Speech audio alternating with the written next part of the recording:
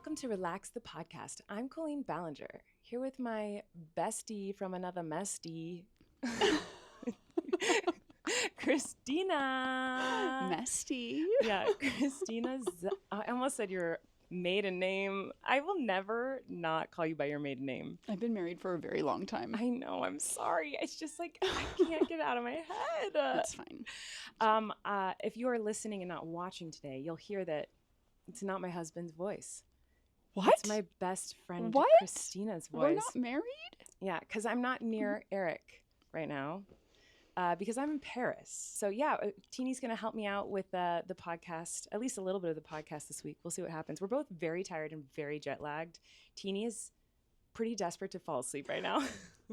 She's being a very good sport and helping me out. But I don't know what you're talking about. I'm not tired. But we decided last minute to fly to Paris to see Taylor Swift and hang out here for Mother's Day because we're insane. And so now we're here. And we came for like 2 days. Can we just like process that? We flew all the way across the world for 2 full days in Paris. I know. It's pretty wild. And it's because the tickets were cheaper for us to fly all the way here, have a hotel, go see the Eras Tour here in Paris than it was to get a ticket in America. That's wild. The tickets in America are like $3,000, $4,000. There's so much money. It's crazy. But we go back home in the morning. So that's why Teeny and I both desperately need to go to bed because we fly home tomorrow. But first, we're going to chat with you guys. Woohoo. Woohoo. So I, every week on this little podcast show that we have, we say who we think needs to relax, and I have one. I do too. You do? And I actually think that we have the same one. Really? I feel like we might be telepathic right now. There's no way. We need to relax. Okay, I do agree with that. You and I need to relax. Yes. The last week has been wild. Mm-hmm. I think it started last Sunday when I was like, hey, check out this TikTok. Let's go to Paris. Yes. And your response was, okay. Right. That's not normal. But No. relax. Yes. But also, like, I shouldn't have even said that because I know better. Well, I know better. You know better because we are very similar brains. Because the problem is that both of us thought, that's easy. We could do that. we could probably fly to Paris and back. We have 3 kids and husbands and families and responsibilities and jobs and all these things. We can go to Paris. But we can go to Paris. No biggie. And we're here, so we accomplished it. But it was by no means no biggie. It was, yeah. It's just now settling in our minds that like, oh, we're going home tomorrow. And we haven't really slept in a few days. I didn't have a passport 7 days ago. I know. Like, I still think about that. I haven't slept in so long because I've had to wake up so early every single morning at home to make sure I have a passport. And somehow she got one. I got one, and I'm here. But she had a passport. It just was expired. I was really busy, and I didn't notice when it expired. And this trip really kicked me in the butt and said, get your passport together.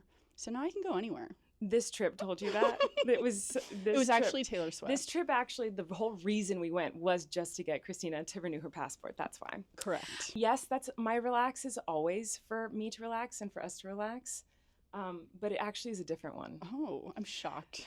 My relax is how someone's going to explain this to me and make me feel really dumb, I'm sure, in the comments. But why does Paris hate the caps of water bottles? Oh, that's a really good question. And I'm sure there's a very good explanation that I don't understand just yet. And I'm sure it would take me approximately 5 seconds to Google this and find out the answer. But we went to the concert and it was fabulous. But you're not allowed to have the top of the cap of a water bottle at the show. And every time we have bought water bottles anywhere in Paris, they're like chained to the plastic bottle. They're so hard, you can't get it off. It is very much attached. And I mean, Teeny took hers off. Oh, I ripped mine off. You're just very like strong. I ripped my skin. Fine, you have super strength. Whatever. I was gonna say that it must have something to do with like saving the earth and plastic and making sure the caps don't go into the ocean because of microplastic and all of that stuff. But then why would they remove it fully when we got to the concert and give us an open bottle of water, which, by the way, the people sitting behind us, they didn't put their water bottle in front of their seat. They put it in front of their seat and down one level, Like which meant under it our was seats. under my seat, and it definitely tipped over. I think everyone's water bottle tipped over, but no one had caps on their water bottles, so there's water everywhere. So and also as a woman, and as a woman who's been taught just in general in life, and as a human, you're not supposed to have just open drinks Correct. available for people to do whatever to. Like, there's always a lid on what I drink, and I like to make sure I'm always have my eyes on it if there's not a lid on what I drink. So to put my water bottle with the cap off, like down on the ground with 40,000 people. Yes, I was like, this can't be safe. So what is that? I don't know. That's a really good question. I honestly thought that it was something to do with like the ocean and saving the earth, but that doesn't make sense. I don't know. But also, wait, going back to the whole 40,000 people with open bottles, one of the observations I made at the concert last night was how no one was drinking. There was alcohol there, though. There was, but everyone was just so excited to be there. And I feel like you would go to a concert like that and witness people drinking a lot of alcohol. And maybe it's the demographic. There was a lot. No, it wasn't just little like young people. Like it was like. And we're in France. They start drinking a lot, or it's legal to start drinking here a lot earlier. But I noticed that wasn't the priority. People were not lining up to get alcohol. People were lining up to get merch. I saw a lot of people with water bottles, and everyone was just dancing and singing the whole night. I think that there's an amount of focus you have to have when you're listening to and paying attention to Taylor Swift lyrics. If you're a Swiftie and you enjoy her music, I feel like, at least for me, I can't speak for everyone else, but I want to be so present. I feel like my brain has to be 100% in order to like really process and understand like her music in the way that I want to appreciate it. So, I mean, maybe that's part of it, but also I don't know that everyone else feels that way. I don't know. But I guess you're right. I didn't see many people drinking. There was alcohol there though. I saw them selling it and I saw a couple guys drinking it. I'd love to know like the statistics behind it of the alcohol consumption at Taylor Swift concerts versus other concerts at the same stadiums.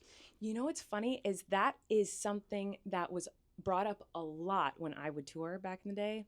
Back in the day, as if it was 78 years ago. Feels like it a little bit. But back when I toured, that was something the staff would always talk about after the show. They'd be like, we sold no alcohol tonight, but we sold so much soda. Like, Welcome to my demographic. They would always, and I'd always be like, I'm sorry, because I always feel bad because I feel like the bar oftentimes and like bartenders would rely on that. Yeah. But they were never upset because they're like, no, we made up for it in candy sales, in soda sales. Because my audience was typically, teens, college age, and then their parents, or like a lot of people would come with their mom and whatever. And just there weren't usually a lot of people drinking at my shows. No. In the second half of my career. The first half of my career, I feel like I was mostly performing at bars and drag clubs and whatever. So back then, everyone was drinking or drunk at my performances. I feel like they probably appreciated it because they're not dealing with a bunch of sloppy drunk people. And I think that's what I noticed last night is that as we were leaving the stadium, there were 40,000 people there. It was very much a sold out show. We were there for a very long time and no one was rude. No one was rude. No. Everyone was so gracious and kind. And I feel like that's kind of how the entire trip has been. Like everyone has been so kind to us. From like the waiter tonight who let us take a dish home because we wanted to take our creme brulee to go. It's just an observation that I made when we were at this concert because I feel like most concerts, like if you were to go to LA or something, it would be 40,000 people drinking. I totally agree with you. Everyone here in Paris has been the sweetest. Every single person we have spoken to since we got to Paris has been so freaking nice. And at the Taylor Swift concert, everyone was nice too. I think Swifties, every Swiftie that I've ever come in, close contact with has been lovely and kind and sweet and just great. Yeah. And it's exciting to meet someone else who's excited and passionate about the same thing as you. So it was just like exciting to be around all those other people. And that actually was my favorite part of the whole concert.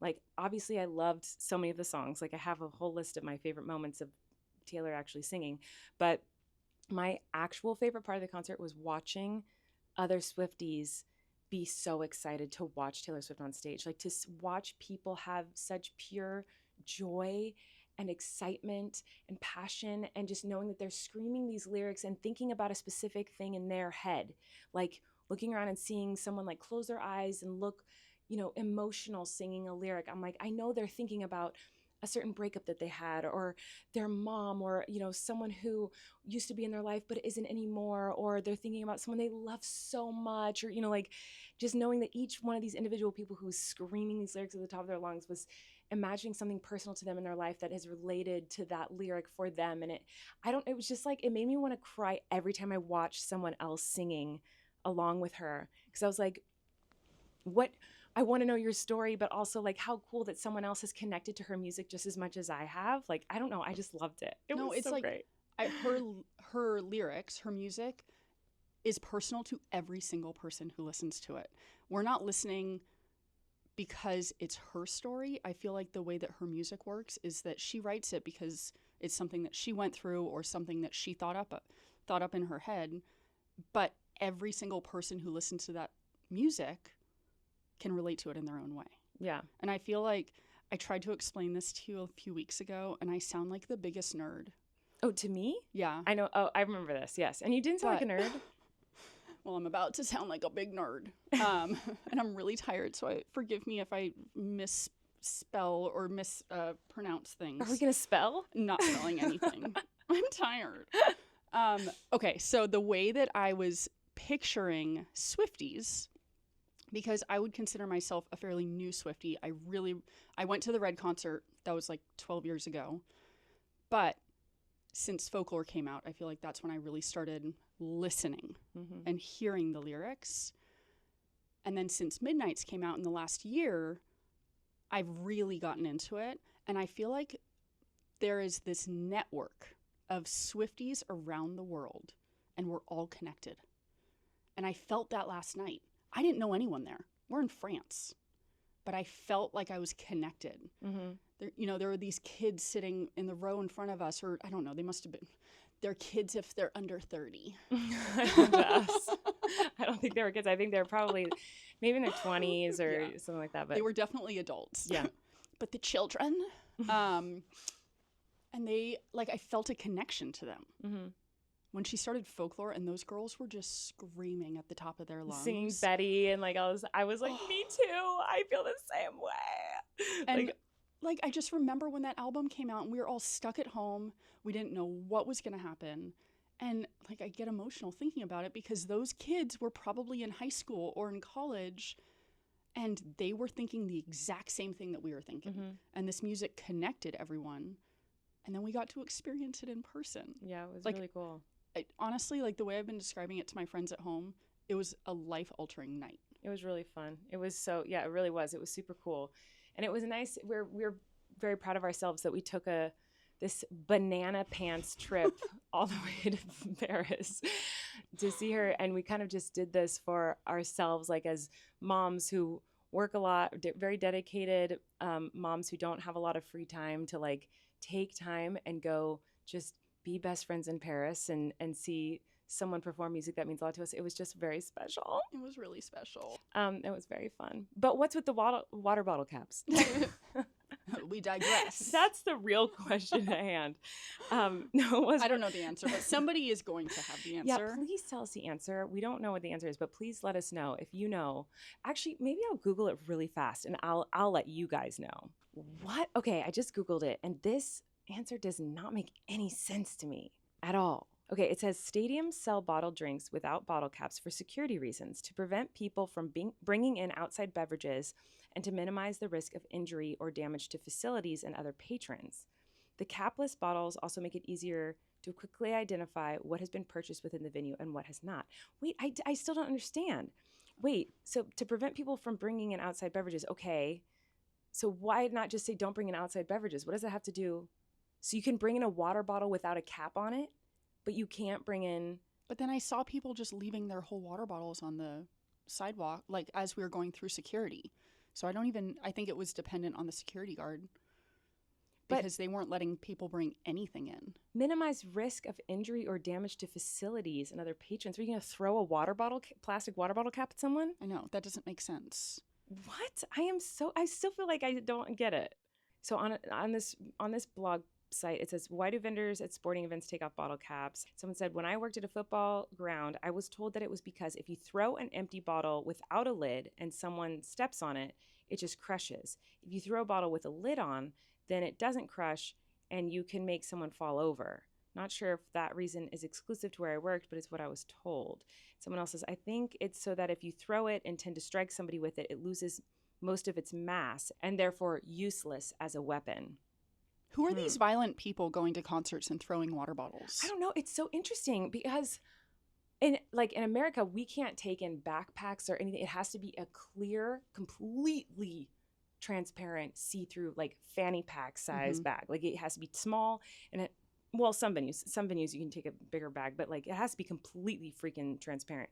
And here they don't care if you bring in anything. Like they literally, they check it, obviously. I don't think that you were allowed to bring in any bigger bags. Okay. So we had small bags, so it wasn't an issue, but I don't think a backpack was allowed. Okay, that makes sense. But they did check what was inside. But the water bottle caps, that was the only thing I felt like they were super strict on. But I guess, it doesn't, as someone who's been on stage and performed, the idea of someone throwing a water bottle at me, that is very terrifying. That's very scary. And so I guess that does make sense. I'm glad they're doing something to keep the performers safe, that we're like, if a water bottle gets thrown at them, the momentum will lose force as like water falls out of it on the way to them. I guess that's the vibes? That's what they're going for? I don't know. I'm going to come full circle. And maybe if you don't want people throwing water bottles, don't serve them so much alcohol. But no water's not alcohol. Right, but people throw water bottles out of anger, and it's probably because they're drinking too much. Interesting. But no one at the Taylor Swift concert was throwing water bottles. That's true. No one was. They were spilling them, though. Lots of everywhere. Spillage. All right. I was stressed about that because I had my merch, and I got posters. Did your posters get wet? They didn't, but I was so stressed. That's why I kept putting it up on my seat. But then the seat would fall down and I had this much space to dance. It all worked out, and I'm really, really, really happy we were there. Yes, me too. And I'm really happy that we got to come do this together. And we might or might not podcast a little more during our layover tomorrow because we have a very long layover. So you're either going to hear us talking more at the airport tomorrow or you're going to hear me when I get back home. But we're going to call it a night right now because Teeny here has traveled with me a lot since the beginning of my career. And she was back performing with me at, not performing, but like stage managing and helping me at my shows in bars and basements of restaurants and drag clubs and nightclubs and all that way back in the beginning of my career. And then all through when I started to work at theaters and whatnot. So she's been through it all and she's traveled a lot with me and without me. And she knows she needs to sleep right now or else she's going to not be my friend anymore starting tomorrow. So I'm not going to let that happen. We're going to go to bed. Yeah, the latter's not true, but I do need to sleep. Okay. So maybe we'll see you guys tomorrow at the airport, maybe not, but we're going to go to bed. Okay, bye. Okay, bye. Hello, everyone. It is the next day, and I'm probably the most uncomfortable I have ever been while podcasting because I'm currently on the airplane.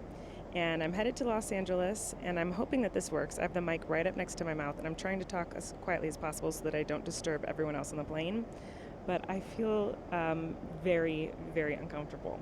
I'm not going to have Teeny do this one with me because I don't want to disturb her watching her show. And also, I'm talking so quiet that she probably wouldn't be able to hear me, even if we did try to converse right now. But I hate the idea that people are watching me and can see me podcasting right now. I'm so freaking uncomfortable, especially because the layout of this airplane is like there are seats that are facing backwards. So there's like literally people staring directly at my soul right now. Like there are people facing me, like 2 feet away from me, and looking at me. They can't hear me because the plane is loud, but hopefully you guys can hear me. That's all that matters. I have a few things I wanted to talk about before I landed home. And by the time I get home, it's going to be way too late to podcast with Erik. Our flights got delayed, and I'm probably not going to be home till after midnight. So to ask him to stay awake to podcast with me when I get home, it would be very unkind after he so graciously watched the kids while I was gone so that I could have this magical trip. So I want him to get his rest as much as possible after doing that for me. So I'm just going to finish up the podcast right here on the airplane with you, the Mile High Club, guys. My first and hopefully last ever podcast from thousands of miles high in the sky. But there were a few things that I had written down that need to relax, and just things I wanted to talk about in general from my trip. And the one thing I feel like that does not need to relax at all, like because it's maybe my favorite thing on the planet, is all of the butter that I had in Paris. The butter in Paris is literally unbelievably delicious. It is salty, it is creamy, it is so rich, it's so good. Like, I just wanted to eat bread all day, even if the bread wasn't good, just because I wanted to put butter on it. I wanted to put butter on literally everything on the planet. By the way, there's a woman who is glaring at me right now, and it is very distracting. I don't think she likes that I'm talking about butter. Anyway, so that does not need to relax. I could literally live on Parisian butter. It was amazing. Something that does need to relax, kind of in Europe in general, and I know for a fact I've talked about it on the podcast before, is ice. I don't know why, but people in everywhere that I've been to in Europe, they do not like ice. I have to beg for like 2 cubes of ice. And I am a weirdo who likes to have my drinks frigid cold. Like, I want the ice to be overflowing the cup before you put a liquid in it. And they don't do that there. So finding ice was difficult. And I just want to know why that is. I think someone explained it to me once. It's because if there's too much ice in your cup, then you don't get as much drink, and there aren't as many free refills in different European places. So they don't want to like spend money on a drink and then they can't get a free refill, and so, you know, you get more liquid if you don't have ice in it. Is that the real reason? I don't know. Anyway, I was very happy when we got off of our first flight. We had a connection in Washington, D.C., and I had this magical moment when I got off the plane and there was this couple, and they said something that made me smile and made me miss Erik and also made me feel normal, because if there's one thing that Erik and I fight about, one thing in this world, it is, well, I think our biggest tiff we ever have is what we're going to eat for dinner. Trying to figure out food is always very annoying. We don't like doing that. But other than that, I think the biggest tiff that we get in, it's who sleeps more. Who got more sleep the night before? This is a argument we have literally every single day. And when I say argument, we don't fight. It's just like a competition. That's a better word. It's a competition. And it's not on purpose. It just naturally comes out.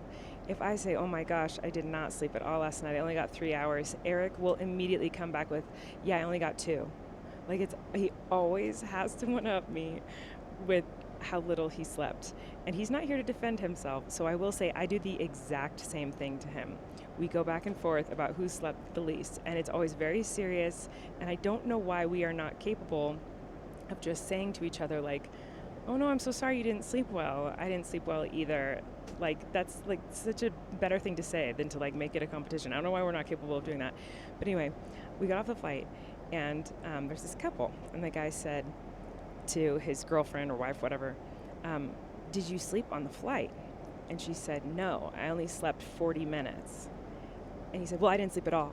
Like, he literally asked her if she slept, waited for her answer, and she said only 40 minutes, which is so little that he couldn't even go less than that. So he just goes, well, I didn't sleep at all. Like, he almost started speaking before she finished getting out the 40 minutes comment.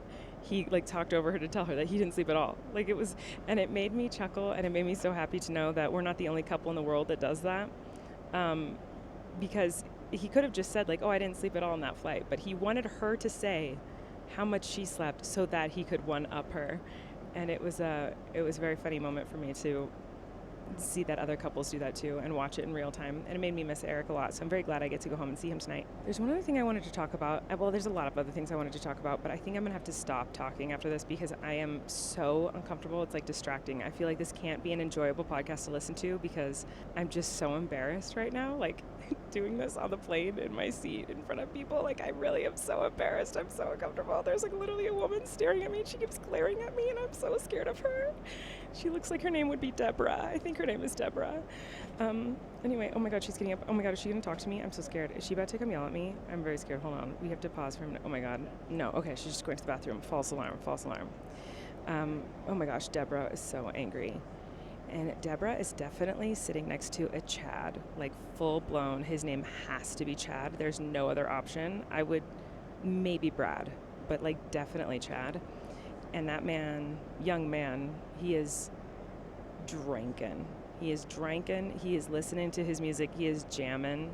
And his legs are spread. He is taking up the most amount possible room he can on this flight with his body, the most amount of airspace. Anyway, so Chad and Deborah are judging me, so I'm going to have to go soon. But what I was going to say is that I noticed something on the flight from Paris to Washington, D.C. I get the same feeling of fear and panic when flight attendants walk up and down the aisle to do their checks that I got when I was in high school, when a teacher was walking up and down the aisles of the desks to check and see if people were cheating. Every time the flight attendants walk down to look and make sure your seatbelts are fastened and like your tray tables are up and all the things they have to do before we can take off or land or if there's turbulence, whatever. I always follow the rules. I'm a big rule follower. I'm very scared of breaking rules.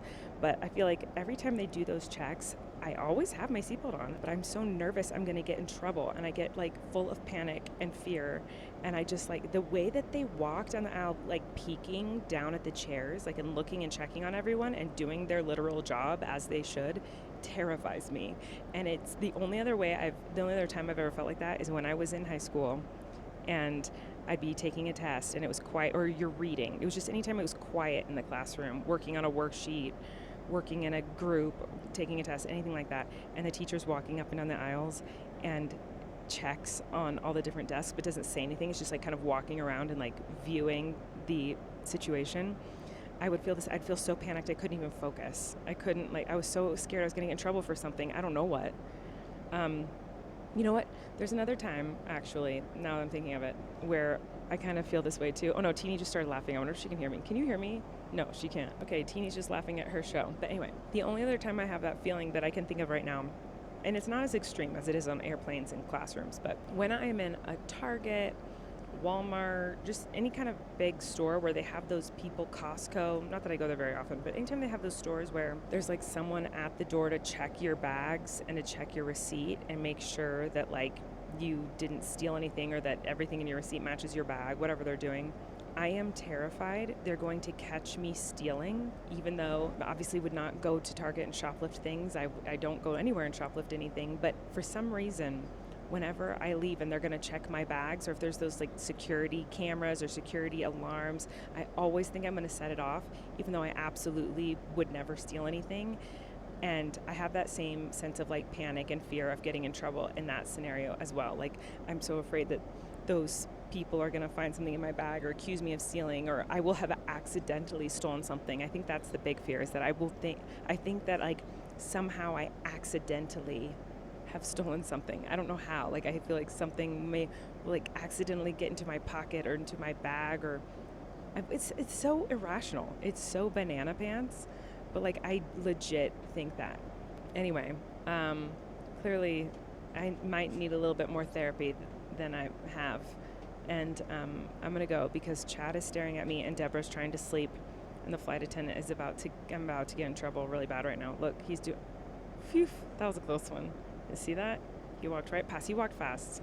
He didn't even like look in my aisle, so like I think I'm good. But anyway, I'm gonna go, and maybe I'll podcast more once we land in LA in the car, because we still have to get to LA and then we have to have a long drive. So maybe I'll podcast a little bit more in the car. This podcast episode is so unhinged.